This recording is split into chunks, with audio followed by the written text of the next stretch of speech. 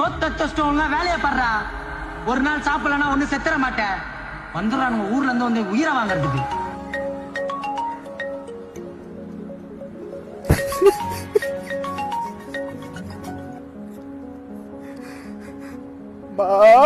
ஐயா நல்லா இருக்கியா ஐயா? நல்லா இருக்கமா. சாப்பிட்டியா ஐயா? ஹலோ ஐயா, சாப்பிட்டமா? என்னையா சாப்பிட்ட? ராடா, கறி, மீன், முட்டை. என்னையா குரல் ஒரு மாதிரியா இருக்கு? சொல்லியா?